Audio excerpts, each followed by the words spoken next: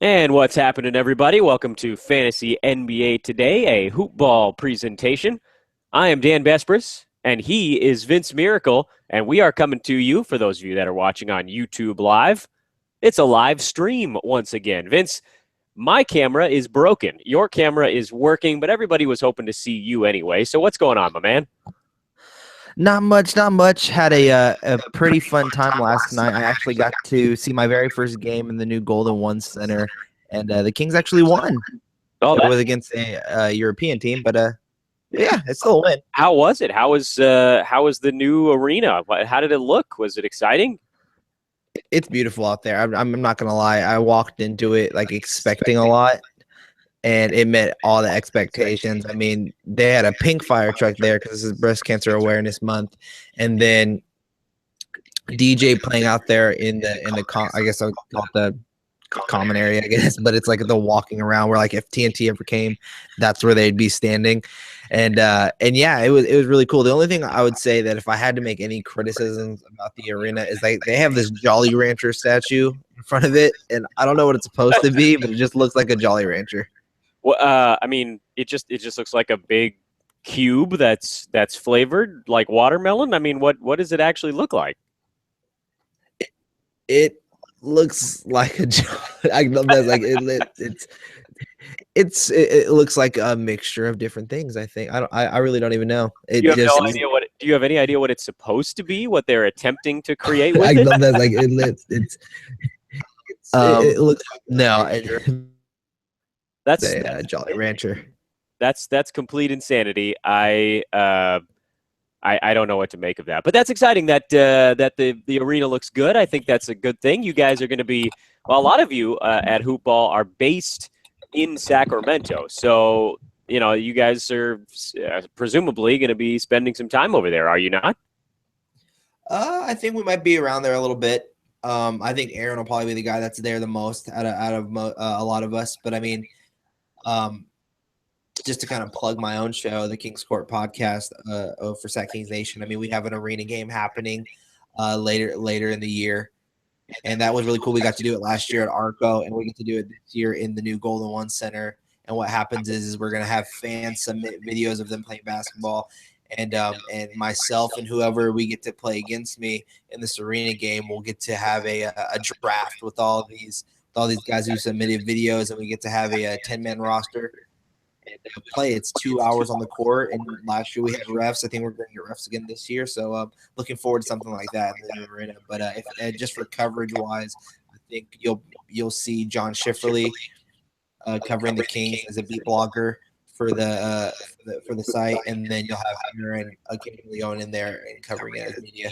Oh, that'll be awesome. Well, with that in mind, the fact that basketball is happening, we have some pretty exciting news to present here on Fantasy NBA Today, and that is this evening, Vince, around 10 o'clock tonight, you will debut the first ever episode of Fantasy NBA Tonight. Did I goof something up there? I feel like I said tonight twice.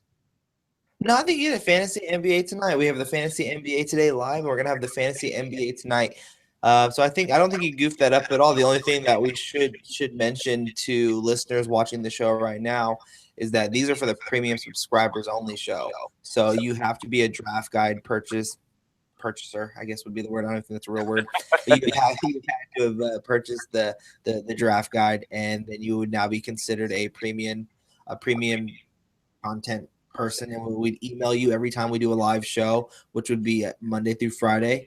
And yeah, and it'll be myself and Aaron Brewski. I think tonight it could possibly be by myself, but there's a good chance Aaron still comes on. He's a busy guy, but normally it will always be myself and Aaron Brewski, and it's going to be a lot of fun as we run down all of the stats from each game in a quick and talking about who could be hot picking up, who could be hot going into the season since it is preseason. But yeah, we're unveiling that tonight, and I'm super excited. Well, another thing that's worth mentioning, Vince, is that the NBA season is 2 weeks away. Can you even believe it? I can't. I mean, I've been waiting so long to claim my championship once again for the fourth straight year. So I'm excited about that. I'm excited to see what the Kings are going to be doing in the new arena. I mean, there's hopes for playoffs this season, but like with most teams that won't make the playoffs, everyone has that mindset right now because going into it, everyone's 0-0, so they all have a chance right now. That's right. Well, there's fun to be had, and if you're in a fantasy league that has money on the line, there is cash to be made, and that's what hopefully we can help escort everybody through that process. So here's a quick breakdown on this podcast situation. We talked about it last week when we went live here on Fantasy NBA Today, and this is something that we are going to be trying to do throughout the entire season. A lot of our podcasts, maybe all of them, I'm going to guess that there will be one or two here and there where the technology just won't make sense. But Fantasy NBA Today, this show, as we move towards the season, will transition from what we're working on now, Vince, which is the mock draft, and we'll get to that momentarily, to basically a day-by-day breakdown of what's been going on in the NBA. So let's take your hypothetical, 4 or 5 weeks from now. The show, Fantasy NBA Today, will air likely live at 11 o'clock until about noon. And Vince, either you and me or it'll be somebody else, will break down what happened the previous night.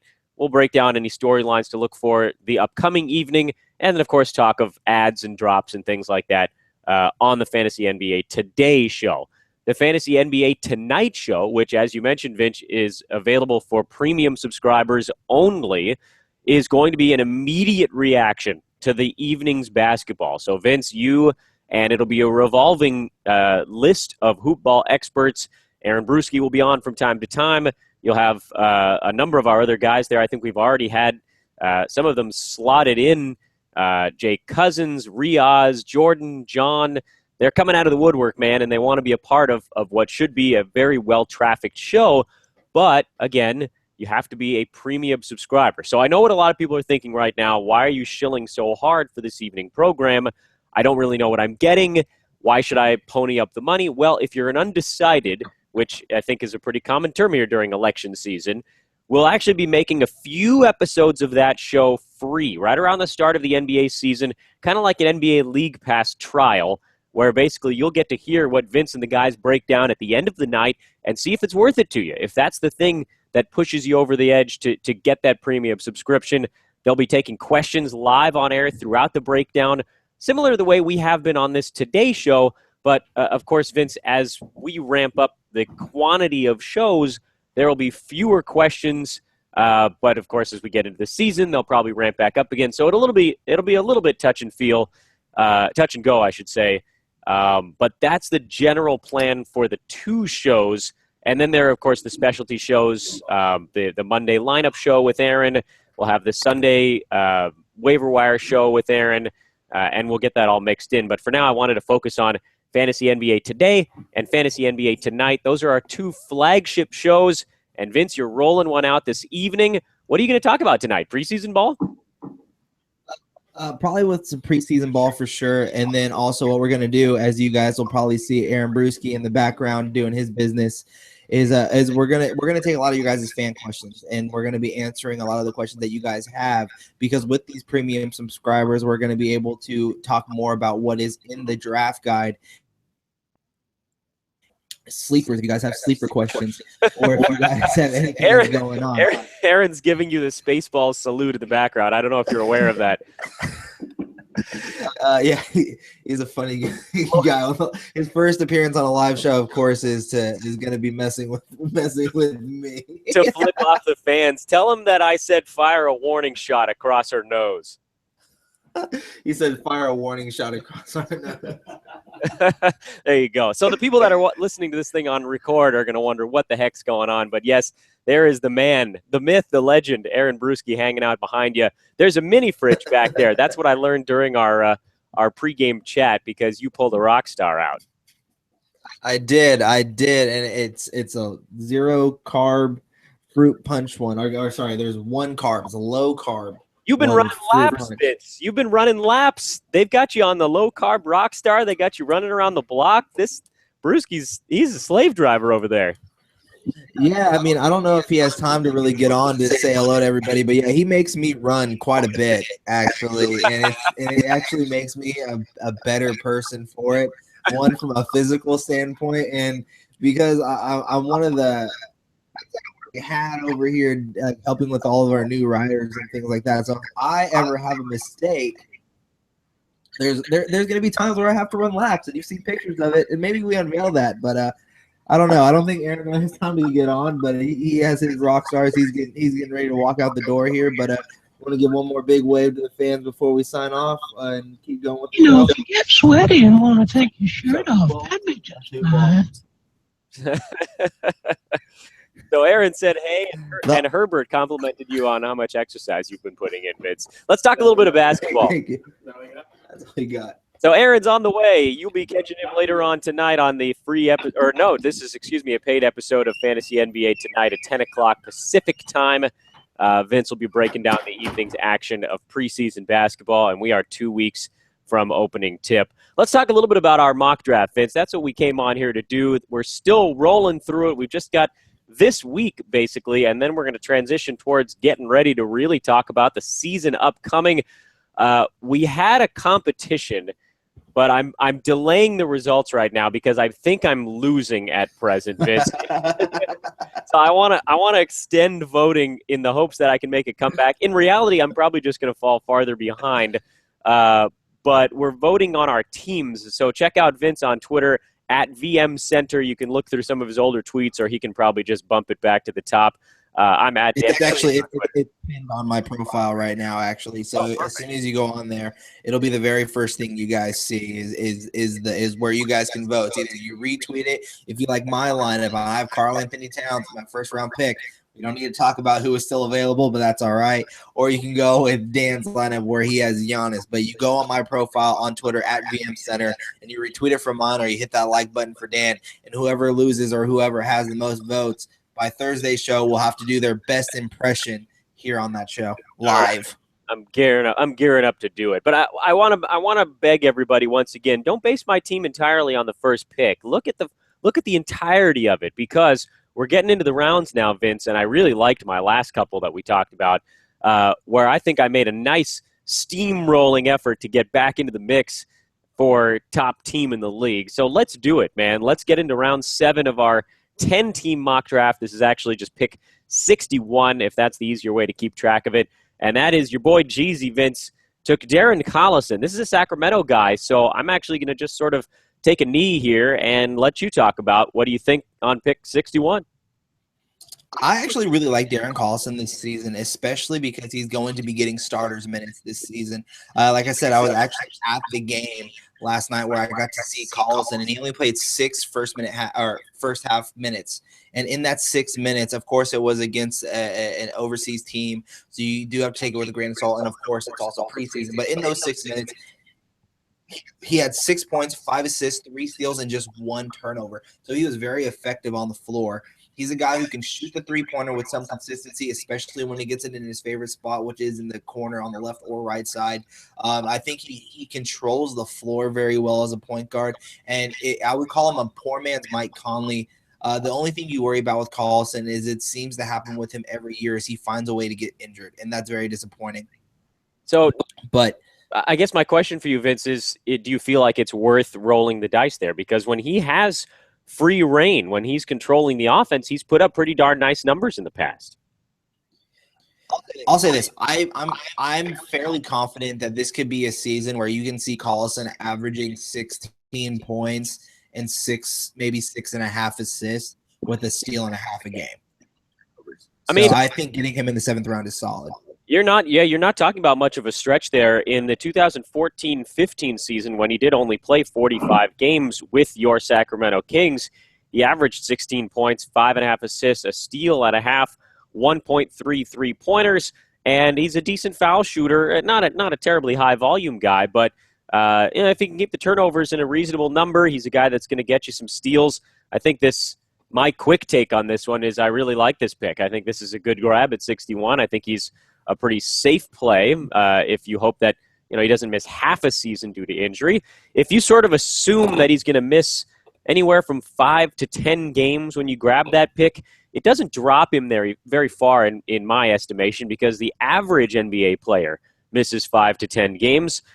So that'll put him right around this mark. I think this is a pretty good grab. And, Vince, and here's the nicest part, he's a pretty good field goal percentage guy at the point guard spot. He shot 49% from the field last year, so he's not hurting you there, and he's actually helping you a little bit. That may go down a tiny bit if he indeed has to take a higher volume of shots, but he's a guy that's hovered around 46 to 48 throughout his pro career, and I don't think it'd be crazy to assume you get that type of production again. So nice pick here for GZ at 61.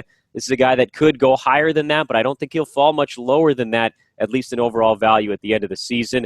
Let's move on to the next one. We go back-to-back point guards, actually, in our fantasy draft. There were 4 drafted in this round overall, but the next one is Ricky Rubio, Vince, and this is another guy that struggles with injury, and frankly, I'm gearing up to bring the stamp on him, but I want to hear your thoughts first.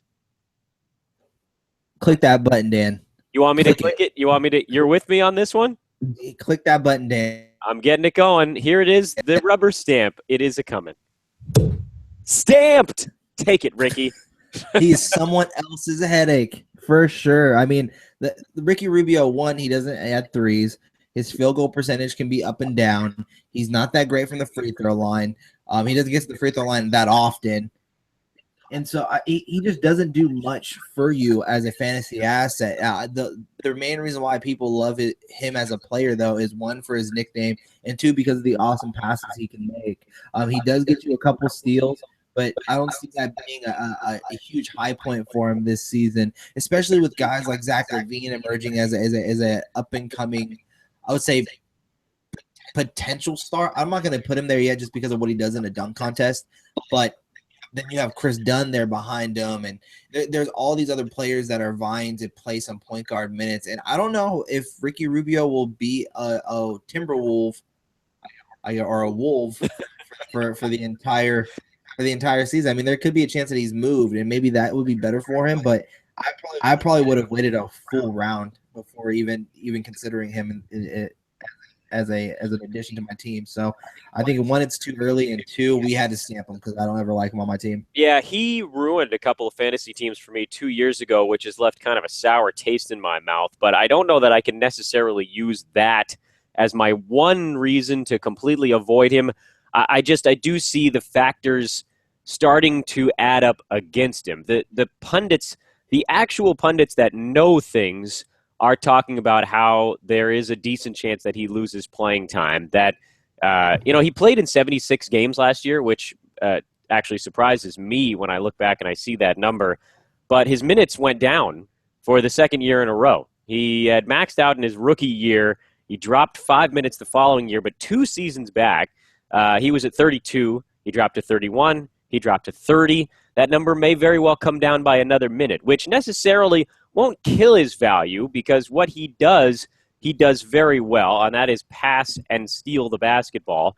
But he is a huge drag on field goal percentage. He has never cleared 40% in his NBA career. In fact, if you want to get really specific with it, he's never cleared 38.2%. So his high 2013-14 season was 38.1% from the field. You're right, Vince, he doesn't make three-pointers, but if you're in a league that values assists and steals heavily, then he's a guy that becomes sort of relevant. So as a point of reference on Rubio, and then we'll move forward, last year he was number 57 overall by totals, but he was number 40 by average. And I think some of that has to do, again, with missed ball games, with the playing time. But this is a guy where he's now being drafted in our league right around where he finished by totals last year, with the expectation that he's probably going to miss a few games, and he's probably only going to play 10 minutes in a few more than that. So even though it says he played 76 games, he really only played more like 70 full basketball games, and that weighs him down, particularly in a roto league. Now, if you're in a head-to-head league, I don't know if I can go full stamp on Rubio, because he is elite in 2 categories. He's a guy that can get you over 2 steals a game. I'm actually a little bit surprised that he was only at 8.5 assists per game last year, but I think some of that is due to those partial games he got into, because when he's in there, he's going to score 8 to 10 points, and he's probably going to deal out 12 assists over the course of a night. So he's interesting. He is someone else's headache in a roto league for me. In a head-to-head league, I actually am okay with where he got drafted, because you're basically assuming he's going to miss a game here and there, and you just sort of swallow that pill. But, you know, in terms of our mock draft, the one that we're really working on here, Vince, which was a rotisserie league, yeah, I don't want him. Coach JC took another point guard, and that's Jeff Teague in Indiana. And this guy continues to be, for me, Vince, a massive question mark. And I know that we're supposed to be the experts here, but that doesn't mean that we don't second guess a little bit from time to time. I don't know what to do about Jeff Teague. Where do you stand on him? Does it feel like he's going to have about the same numbers as last year in a wildly different situation where everything just kind of balances out for him? You see, no, I don't know, because with Jeff Teague, I think he's going to be used off the ball a lot more in Indiana. You're going to have guys like Monte Ellis and Paul George initiating the offense, and mainly due to the fact that Jeff Teague, I believe, had a career high last year of shooting 40% from three-point range. So that's going to come into effect for him playing off the ball. Honestly, I thought George Hill was a much better fit for the Indiana Pacers than a guy like Jeff Teague.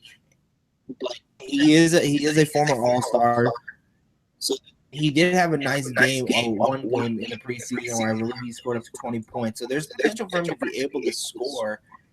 It's just I don't know if I fully trust Jeff Teague, and that could be, you know, maybe on my personal side of it.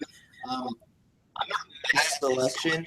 At the same time, you do have to understand that I'm not even saying that it's probably going to happen. It's going to happen where he's going to be playing off of the ball and be used as primarily as a George Hill in this offense. And then and at times, if Paul George ever gets rest or Monte Ellis ever goes down, then he'll have more, I guess, range to do what he wants offensively as a drive and kick guy or finishing around the rim. But I think one interesting thing that you're taking away from, you know, preseason talk and offseason talk is that Larry Bird wants to get him to the free throw line a little bit more. And I just don't see that happening. I don't know what to make of Jeff Teague. Is he going to be a better George Hill, or is he going to be what he was in Indiana? And I think that could honestly be a 50-50 thing and a coin flip. Yeah, too many mouths is my take on this. For him to be effective in the way that he was in the past. So I'm with you on that, Vince. There are some very large question marks as to how things get divvied up in Indiana. But, you know, with Monte Ellis and Paul George, and you have a host of ball handlers on this team where, you know, he was a guy that was in a high passing offense in Atlanta. Yes, there were plenty of guys that could handle basketball, but they were all about ball movement, which did sort of inflate assists numbers for everybody. If he's not the guy bringing the ball up the court and initiating the offense in Indiana, then he, to me, loses a lot of his appeal. Because if I'm drafting Jeff Teague, I'm doing it to get point guard style numbers. If I want somebody who's going to score, there are other options out there. So I'm probably jumping over Jeff Teague. I don't think that I would take him this early. I think this is a bit too soon for me. Even last year, by average, he was ranked number 73. He got a boost because of his durability overall. But you're looking at a guy who was around later than this last season in a pretty nice situation, although he was only playing 28 minutes a game last year. So, you know, the popcorn numbers could come up just a tiny bit. Still, this is too early for me. If I'm going to take Jeff Teague, I'm going to wait and see if he drops until maybe around 80. I don't think he will, but that's where I'd start to consider him a little bit more. Vince, this is your next pick here, number 4. So Nerlens Noel, interesting pick, if you ask me, in a crowded front court. Is this your way of saying you're pretty sure somebody's getting moved? This is my way of saying that was an auto pick. Oh, Vince, this is where I make my comeback. The clock got me. Yeah, this is, you know, what happened in the first round where I was talking a little too much. I was talking a little too much with the guys in the chat, and I kind of got a little distracted, and auto drafted Nerlens Noel. But I will say this: he's gonna get minutes.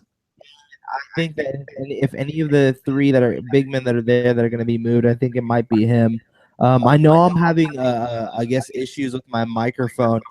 Those asking if this is connected to my microphone, it is, but the mic on this thing is actually off.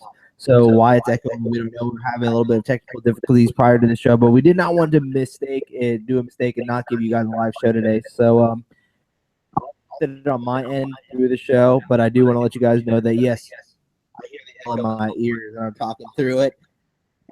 So as for Nerlens Noel, it was an auto pick, but I mean, there's still value to be had there with percentages and field goal, and the fact that he can get me blocks and points and rebounds. So I don't like what's going on in Philadelphia. I'm not really exploring that situation. If somebody gets moved, I will reassess. But for the time being, I wipe my hands of it. So here's a really interesting one, by the way. Pick 65, Ryan Anderson, who is without question an overrated asset from a basketball standpoint. But I think I'm kind of in the minority when I say I really like what he could potentially do in Houston. I mean, you're looking at a guy that could just go bombs away out there. I know I drafted Trevor Ariza because I think he's going to be a perfect situation in Houston this year. And Ryan Anderson's lack of defensive stats will always hold him back a little bit.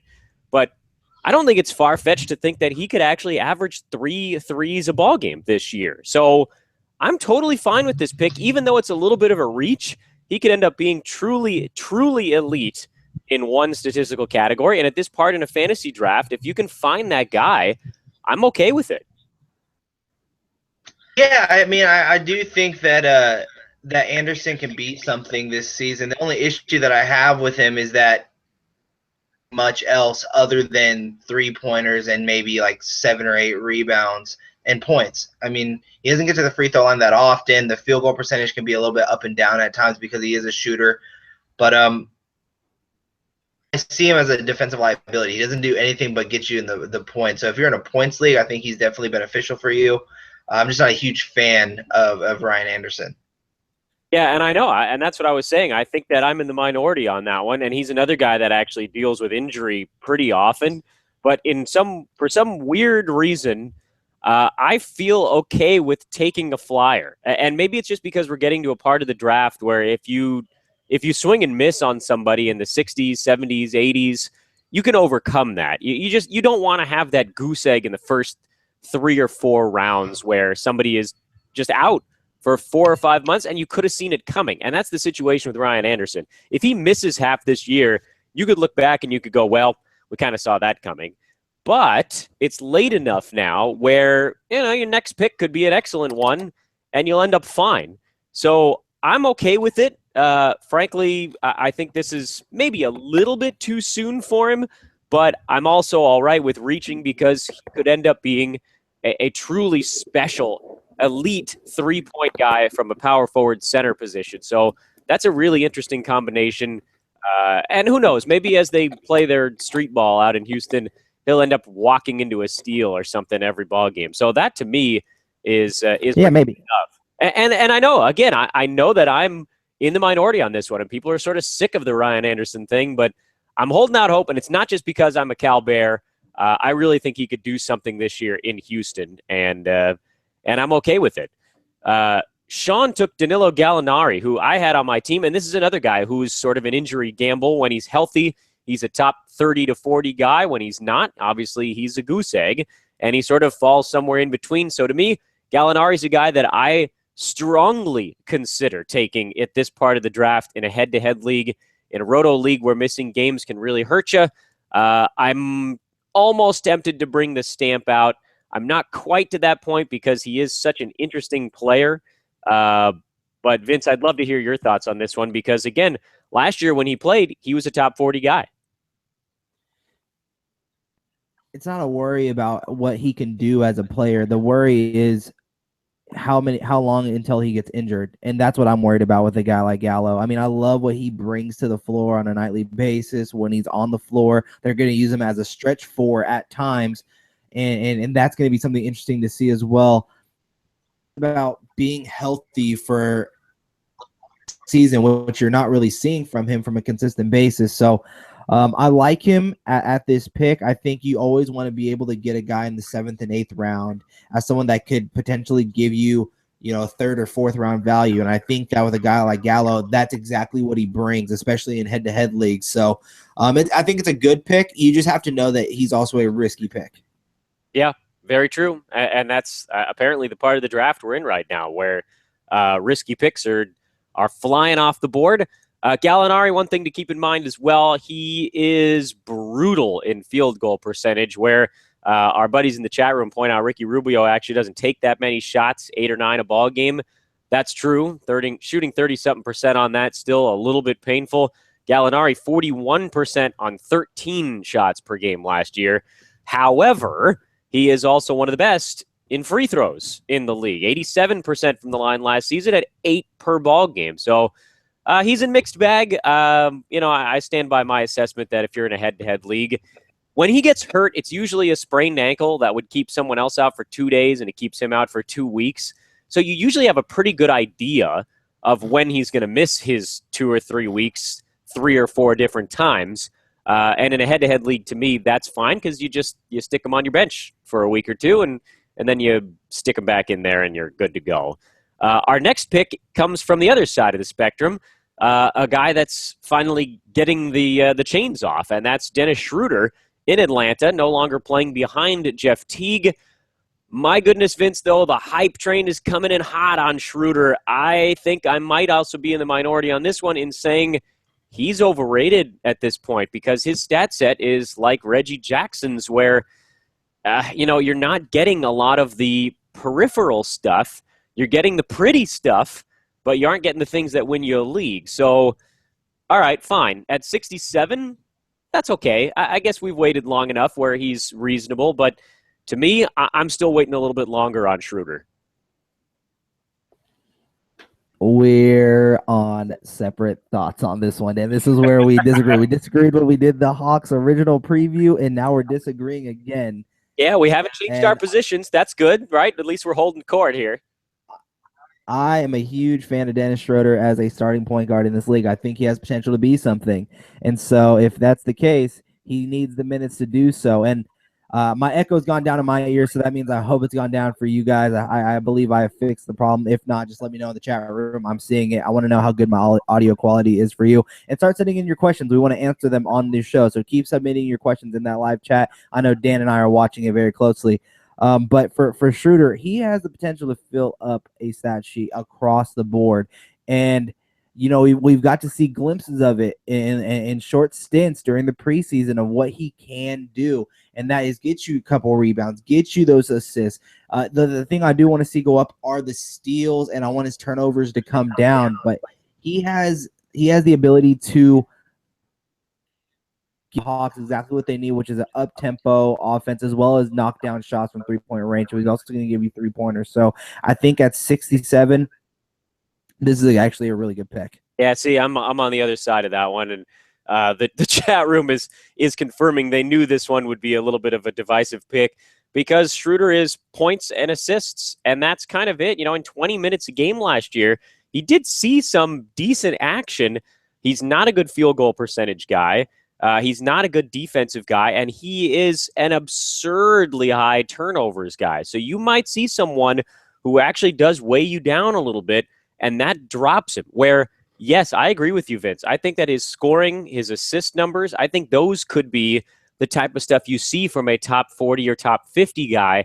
But I think that the downsides is what weighs him into, for me at least, the late 70s, early 80s, maybe even a tiny bit later. But that's okay. You know what? It's fine. I'm just not going to end up with him because I'm waiting on him to drop, and I highly doubt he does because there's enough people out there like you, Vince, that are confident in his abilities and are high on him. So I'm okay with the fact I'm not going to get him. No, I think what people are misunderstanding about it too is you say he's going to be a points and assists. Another thing you guys are forgetting though is that he likes to shoot the basketball. So yeah, I think that he has the potential to have a bad field goal percentage, but at the same time, he also likes to slash to the basket and try and get to the free throw line by creating contact. So I think there's a averages 1.5 3-pointers per game, which is a huge get, especially in the 7th round from a point guard who can get you hopefully 1.5 steals. That's what I'm expecting from him this season. And then also the 8 assists. I think 15 points is a reasonable projection for a guy like Dennis Schroeder. So I think getting him right where he was as the 67th pick in this draft, I think is actually a very solid pickup. And that's why it's not just that he gets you assists, not just because he gets you points, is because he shoots decently from the free throw line. He can have up and down field goal percentage nights, but he'll get you the steals. And if you're already going to punt, at least in the category of turnovers, I mean, I think that's another reason why you get him down here in the 7th round. We talked about it with Gallo just a few minutes ago. I think with Schroeder and with a guy like Gallo's in the 7th round in general, you want to get someone that could potentially get you 3rd or 4th round value when it's all said and done. And I think as a starting point guard, you can get with a guy like Dennis Schroeder, there's a potential to be a 3rd or 4th round guy this season. I think that my pick actually is a really good one, and that's coming up next in our fantasy draft. At 68, I got Otto Porter, who to me in a Roto League is one of those perfect sort of low flash guys, and I feel like this was a get because he fell pretty far here. This is a guy that doesn't hurt you, doesn't turn the ball over, good steals numbers, decent percentages. He'll knock down some threes. He's that standard wing guy that's 3-and-D, as they say, and he'll get you some rebounds, and he's only getting better year over year. So I really like my pick here. I think Porter could have gone 7-8 spots earlier, in fact, and I think this is a nice little win for Team Dan. I'm not gonna lie, your middle rounds are nice, Dan. Yeah. Otto Porter, he's gonna be playing a little bit 3 and 4 this season, especially by how much talk has been about him moving all around the court and guarding all different types of positions during practices and things like that. So I really think they're gonna try and test the versatility of this team. However, I will bring this up as well.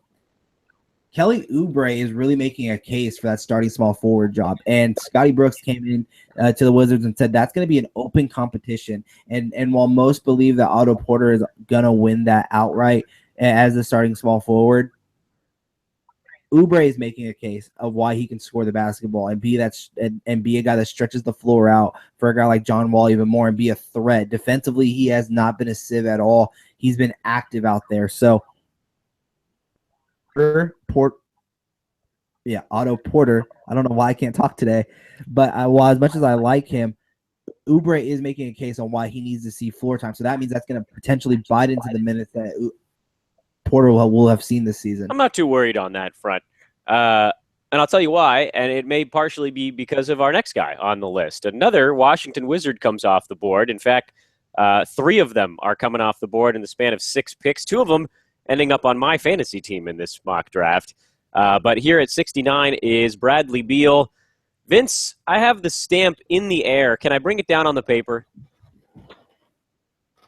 Hit that button, Dan. Hit that button. I'm hitting it over and over again on this one. I want maximum volume. Hit it again. Hit it again. Hit it again. I'm stamping him as many times as my computer will allow me. No Moss, Bradley Beal. No Moss. I had him last year because I thought maybe the Wizards had this stress reaction situation under control. They gave him a boatload of money, and he's still the same guy, and he still has the same issues. I don't fault the fact that he has these problems. He's a really exciting basketball player, and he's excellent when he's on the floor, but he is a score-first guy. He doesn't do a ton of other things for your fantasy team, and he will almost assuredly miss time, which is a dangerous game to play. If you need scoring in a very late round, it's the only situation where I could see you taking Bradley Beal, but a 7th round pick, when you hear some of the guys that were taken off the board shortly after Beal in this mock draft, I'm not happy about it. And Vince, I'm tempted to just move on to number 70. I'll say Bradley Beal helped me in the beginning of the season. He had a career year last year in points and I believe and in rebounds. But yeah, it's a matter of time until he gets injured. Yeah, it's sad, and that's what worries me. It's sad, really, because he is fun and he is interesting, but he's not going to be out there all year. You know it. It's not an if, it's a when. Dirk Nowitzki at pick 70, who's again seemingly just kind of ageless in that he's not going to do anything outrageous, but believe it or not, ladies and gentlemen, in only 31 minutes a game last year, and that number will probably come down a little bit further this season, he was ranked as the number 27 player in the league by average. He missed about the average number of games, so by total last year, he was ranked number 32. It only drops a little bit. Good scoring, marginal rebounding, terrific free throw shooter, nice three-pointers, no turnovers for Dirk, really low, just 1 per ball game, and for a guy who gets no credit for playing defense. He doesn't really, but 0.7 steals and 0.7 blocks, which when you put them together, if you get 1.4 out of a guy between those two categories, it's livable. So to me, even with a slight decrease for Nowitzki, he's a guy that people just keep thinking, like Tim Duncan, like Pau Gasol, is going to vanish. But he has the ability to give you interesting stats from a big man spot without really hurting you anywhere. So I like this pick. It's a good pick. It's Dirk. You can't go wrong by picking Dirk, especially in the 7th round. There's going to be resting days. We know that. I'm not too worried about health. I mean, he's a pretty durable guy. Dwight Powell, though, is an emerging player for this team, and I think he's taking the reins as being a strong backup to Dirk, being the fact that he can knock down the mid-range jumper. He's very athletic. And Rick Carlos says he's going to be giving him more minutes this season, which means it may take away minutes from Dirk, or it might just mean that you're going to see Dirk at the 5 more this season, which will be even more interesting to see because Bogut's probably going to get injured at some point as well. So I have no problem with this pick. I just wanted to throw those names out there, or throw that name out there of Dwight Powell, because he's going to be an interesting guy to watch, especially as a late round flyer for some guys in fantasy drafts.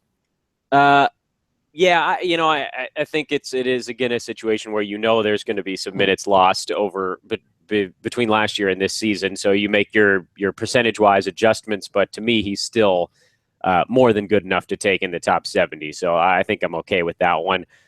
This team had the sandwich pick here to start round 8 at the 71st pick overall in our mock draft. You went with Aaron Gordon, who's another kind of divisive player. Too many big guys in Orlando right now. I know they're trying to shift him down and play him at smaller spots, but I think that's going to create issues. So if somebody moves, Vince, I like this pick. If nobody moves, I don't like this pick very much. So right now, because there is a little bit of a cluster mess in Orlando, I'm off the Aaron Gordon bandwagon, at least temporarily. I'm still on it. Not leaving. You got faith. I'll give you that. You got faith. Guy's been working on his ball handling ability. I got to actually talk to Packy Turner earlier this offseason, who's actually been one of the trainers with Aaron Gordon.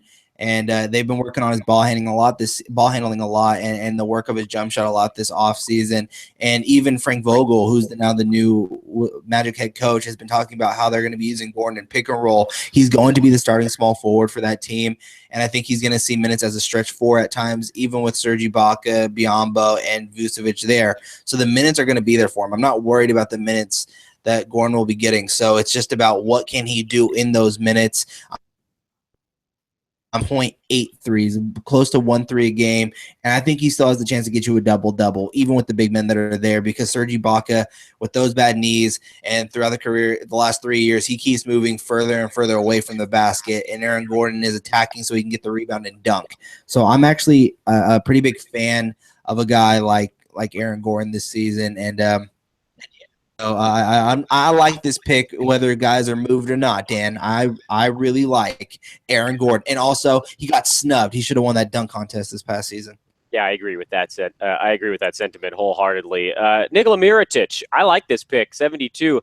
He's the guy in Chicago that can step outside and shoot the 3. They're going to have no choice but to get him on the floor to create a little bit of space for the fact that there are 3, if you want to call them stars on this Bulls team, in Wade, Rondo, and Butler. None of them are really comfortable beyond the 3-point line. Butler will take a couple. Rondo, because the defender will sag back 9 feet, will take a couple every once in a while, but they're not 3-point shooters. They're going to want to take their shots around the basket or in the mid-range, which means somebody has to get out of the way. And to me, that somebody is Mirotic. I think he's going to have himself a real nice season. I want to believe that. I want to believe that a lot. But what we've seen out of this preseason and in this open competition that they're doing over there between himself, Taj Gibson, and Bobby Portis, but then in their last game, he finally woke up from his sleep. And if he can show that same guy of knocking down 4 3-pointers and grabbing a couple, almost finishing with a double-double. That's what they want from Mirotic. They want a guy who can stretch the floor out, so Dwayne Wade, Jimmy Butler, and Rondo, who's going to hold the ball for 30 minutes, get to the basket. And if those who don't know, if you guys are watching this show for the very first time, first off, thank you. But second, I'm not a fan of Rondo. But I really think Mirotic has the potential to have a really nice season.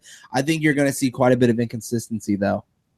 That's my biggest question mark with him. But you and I both agree that we both feel that if we had to give the slight edge to someone to being that team starter when opening night comes around for Chicago, because of the fact that he can't knock down that three-pointer. Yeah, I'm not that worried, at least not yet. I know that there are folks that are kind of nipping at his heels, but the Bulls, this is their opportunity to try some things out and see what fits. And it's, sometimes you just Occam's razor, Vince. Sometimes the simplest solution is the correct one. And to me, Mirotic is the simplest solution because really, if you got Taj Gibson in there, along with all of these other guys, you're turning it into basically like a college team where there's going to be no space, and it's just going to be bodies banging into each other like watching pinball in there, and it's going to really bog down an offense that I know the Bulls would like to try to get moving a little bit. So I still like Mirotic. Let's hope that he continues to struggle in the preseason, frankly, because maybe he'll drop, and maybe we could wait another round and still get him there. So that's the beauty part for me is give me an even better value. I took to me at 73 a pretty safe play at center. Nothing flashy there. Gortat, he's going to give you some points, some rebounds. He's going to shoot a good percentage from the field. He's going to be okay at best from the free throw line. And he's sort of a middling blocks guy. But in the 8th round, to get kind of a reliable center, I feel okay about that pick. Bullish hammer. Well, you should feel very confident with that pick. You know exactly what you're getting. He's durable. At times he can be a little flimsy when he's on the court, but, I mean, he attacks every single night. He's going to get you those blocks. He shoots well from the field. He shoots well from the free throw line. It's a safe pick, and to get him in the 8th round, your middle to end of draft continues to be stellar, Dan. Thank you very much, Vince. I take a bow. Zach LaVine. Zach LaVine at 74, excuse me. This is a big question mark. Vince, is now the time? Is this the moment? Is LaVine going crazy this year? Because, I mean, you're talking about a guy that could be a superstar level talent, or he could continue to be insanely inconsistent and a huge headache for somebody. I'm probably letting him go just because I don't really want to have to watch it every night and wonder. But what do you think, Vince? Would you dare roll the dice? I'm close to saying no. Give it a slight yes, because I'm a little bit of a gambler. That's why I love DFS, as you know, because I just recently invited you to a preseason DFS lineup the other day. Vince, you freaking degenerate, Vince. Vincent, get a hold of yourself. Yeah, he's gonna be starting. And I think he's gonna get a lot more control of the offense than people realize he's going to. I just don't want to get bit into the hype of just because he can dunk. It's just like Aaron Gordon. Just because he can dunk, he can be a player. You know what I mean? I've seen guys at 24-Hour Fitness here in Sacramento that can do some pretty crazy dunks, but they suck when it comes to 5-on-5. I'm not saying Aaron or Zach LaVine is that player. All I'm saying is I don't want to get, and that's where I'm like, is he really that good? And you saw signs of where maybe he could be last season, but I think you're gonna. So, you know what? I'm taking a fadeaway. I'm not gonna pick LaVine anymore. I was slightly about maybe gambling with him, but I'm gonna fade away from him. Yeah, I'm kind of with you on that one. I think that somebody could end up being really happy, and I wouldn't begrudge them that, but. They're a safer place to make. You still want to get a guy that's going to be out there and you know what you're going to get, which is why the next guy should not be drafted. Are we in agreement on that one?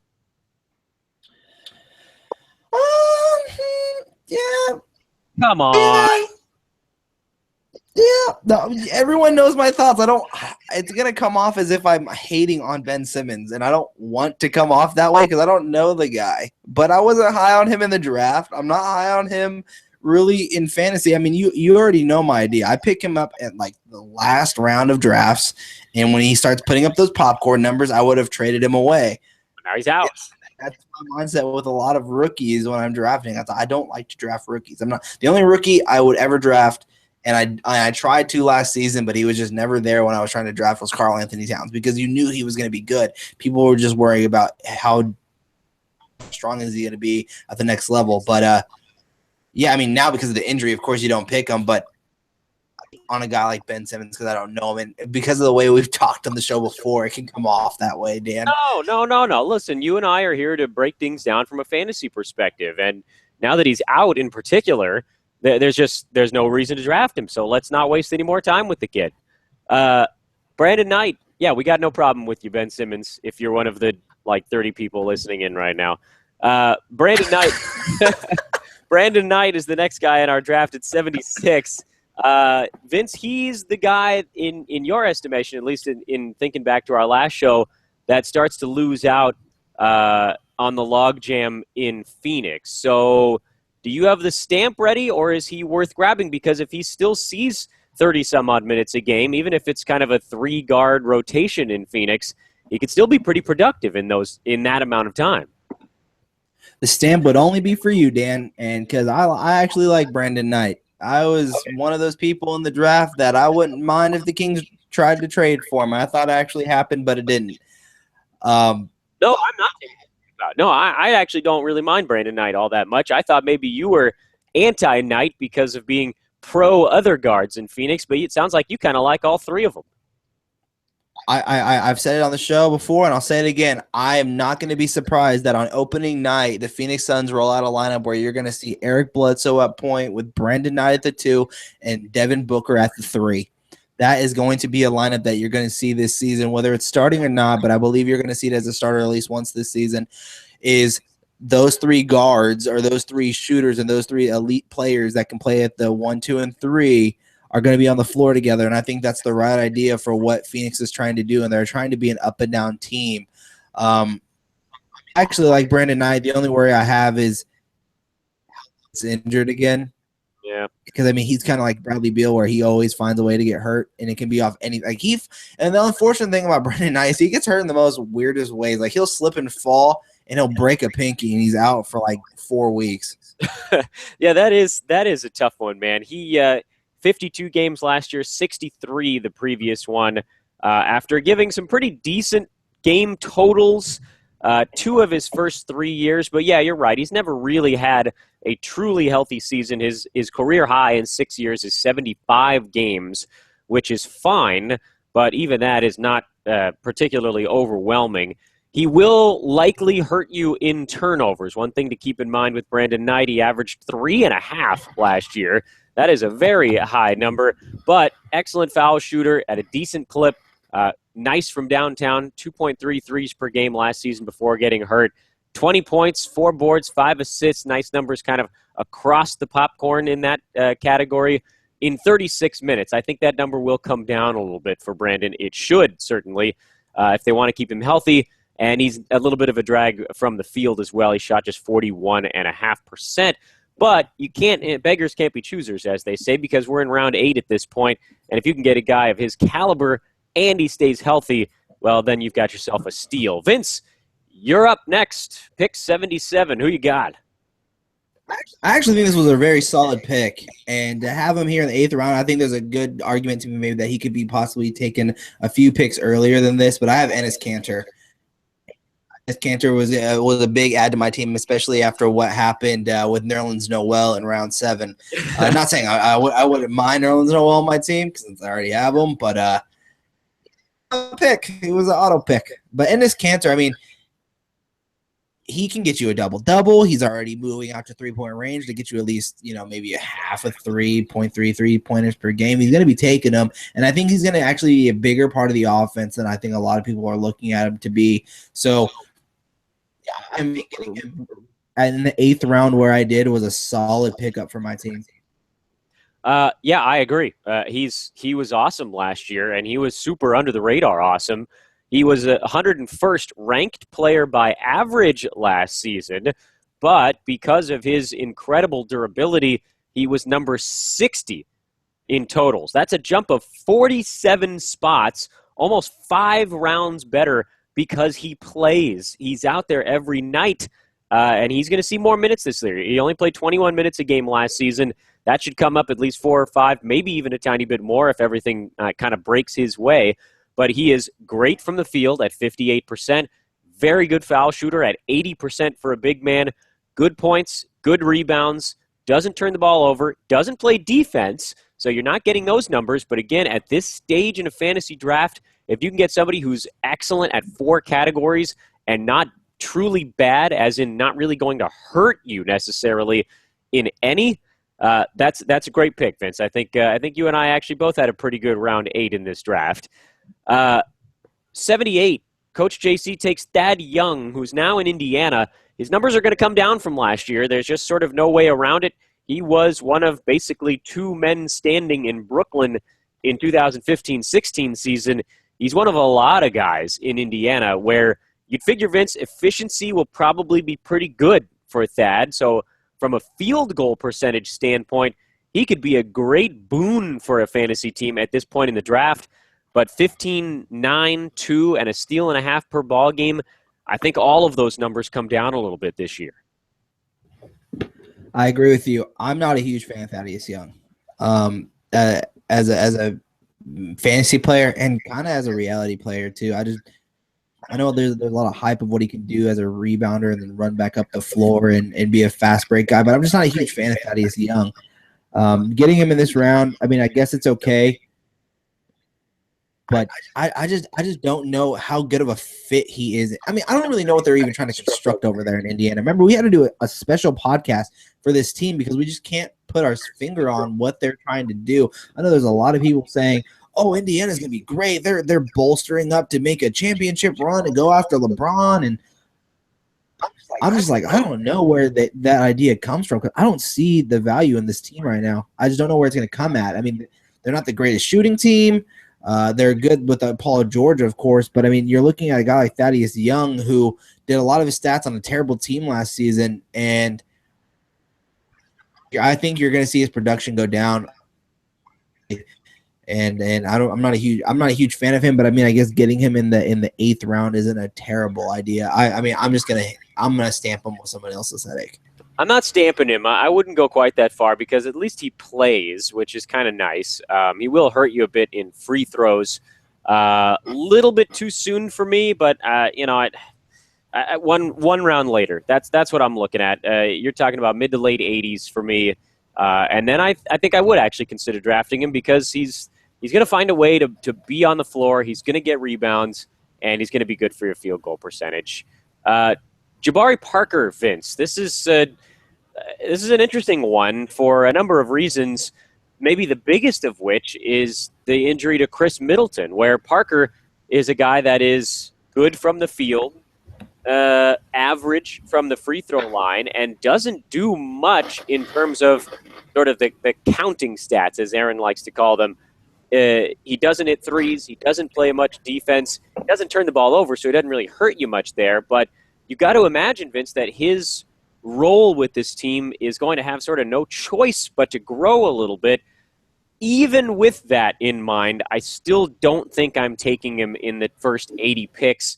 He's closer to maybe around number 100 for me, so I think a little too soon for Jabari Parker. Maybe around too soon. But I said now the absence of Chris Middleton this season, I think Jabari Parker's offensive workload is going to increase. And I'm very excited to see what he's going to be. I think with more responsibility on the offensive end, I think you're going to see him play both 3 and 4 this year, just like you're going to see Giannis play 1 through 4 this season. I think Jabari Parker has the potential to be something this year, so that not a lot of people were expecting from him after his injury. And I'm a huge fan of Jabari Parker, though. I mean, I've said it when we did the Milwaukee Bucks preview. We were talking about some of the favorite players in our league when we first met, Dan, and this was one of the guys I brought up. And now with Chris Middleton gone, Parker's workload offensively is going to increase, and I think that there's a good sign that he has the potential to be a top 80 player. And getting him right here, or I would even make it even a closer stretch to saying I think he has a potential to be a top C5 player. Yeah, this season. I'm a little later on him than that. I'll buy into it when he starts to do some of the money stats, the counting stats, the threes, the steals, the blocks. They're just not there. He's just not a guy that gets those in his time on the floor. And he saw plenty of time last year. I know he wasn't quite healthy at the beginning of the year, but for me, outside of points, the scoring statistics, he's just not. He's not really on my radar. And you know what? I'd love to see him disprove me because he seems like a pretty likable guy, and Milwaukee could use somebody to step up a little bit. Jeezy, final pick we're covering today in our Jeezy. Jordan Clarkson, who has been coming off the bench during the preseason, if my memory serves me, has actually had a really nice preseason for the Lakers. He was a guy that was a steal in drafts last year. He ended up getting drafted generally in the last couple of rounds and ended up putting up top 100 value.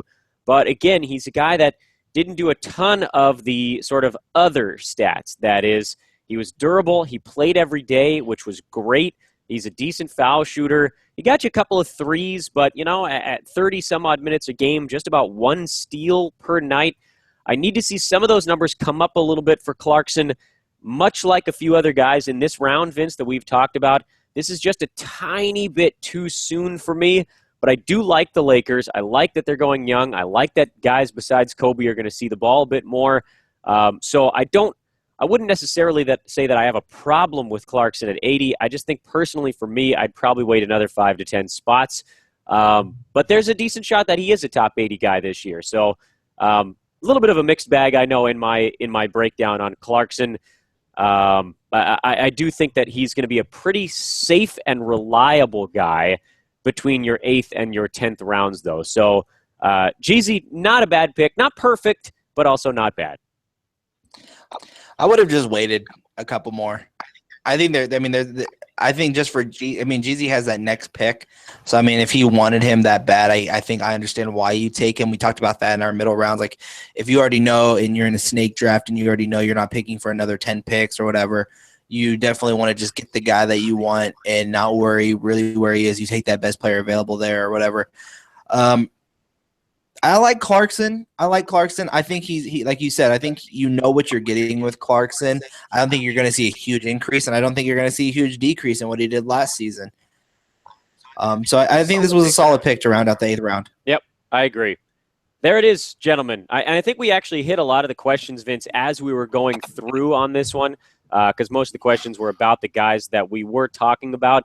And unfortunately, due to time constraints, we've actually got to wrap this thing up. So if you had a question here today that we didn't get to, please join us again on Thursday at 11. We'll try to leave a little bit more time to address the thoughts in the chat room. Thanks to everybody for tuning in. This was Fantasy NBA Today. He's Vince Miracle. I'm Dan Besbris. We'll talk about Gordon Hayward on Thursday as well. Some definite thoughts on that injury situation out in Utah. So plenty coming up. Vince, the season is drawing near, which means we're actually going to have real legitimate things to talk about on a daily basis, and that's why over the next week or two, the frequency of podcasts is going up. And you, Vince, tonight, you're going to be back on air with Fantasy NBA tonight in just 10 hours from now. You got to get yourself ready for that, don't you? Oh yeah, no, I'm ready to go. And hopefully my audio doesn't sound like it was earlier in the show. Like I got to be prepared. I might shave my face and make myself even look a little bit better. And the unfortunate news for you guys is that it's only for our premium the draft guide. So if you are one of those people and you are watching the show right now, first off, thank you for purchasing the draft guide. We've worked very hard on it. And for those who have not purchased it yet, I'm telling you, it's one of the best things that you guys are going to have when going into your drafts. It's something that you're going to want. And the fact that you're going to have these live shows post game where we will be taking your questions and we will be answering them live. And sometimes it's supposed to be an hour show. Aaron a couple of times where the show might extend just depending on how many questions that we have, because we want to thank you guys and we want to provide this service to you guys, giving you these night shows and giving you a platform for you guys to ask your questions and have them answered. With this show here, like you said, we're on a time restraint of 1 hour. There's the occasional time we may go a little bit over, but we try and keep it within our time frame. So that's why we say get your questions submitted through that show. And I think, Dan, I think you'll agree with this too. The further and further we get down out of this mock draft here, because we're almost wrapping it up, we'll go through these players a lot faster, and we'll have time at the end of the show to answer your guys' questions. So definitely, if you guys are already a draft guide, purchase the draft guide. Look out for my email. I will be emailing you guys for the live show. If you guys haven't done so yet, go on Hoopball right now, hoop-ball.com. Go hit that subscribe button. If you guys haven't subscribed to this show on iTunes yet, hit subscribe and go leave us a rating. And Dan, I think you're going to sign off with the rest. Yes, sir. Everything just about done. The Brewski 150 is also available in the draft guide now. So that is a big addition if you want to get it on that. I know that that's something that I'll be incorporating into my fantasy drafts as well, and it's something that has led to a lot of winners over the last few seasons. He's Vince Miracle. I'm Dan Besbris, VM Center, and Dan Besbris on Twitter. Hoop-ball.com is the website. Lots of great things coming, and they are now coming soon. Check back in with Vince tonight if you're a premium subscriber at 10 o'clock for Fantasy NBA Tonight, the debut episode. This was Fantasy NBA Today. We'll be back with you on Thursday at 11 a.m. once again. So long, everybody.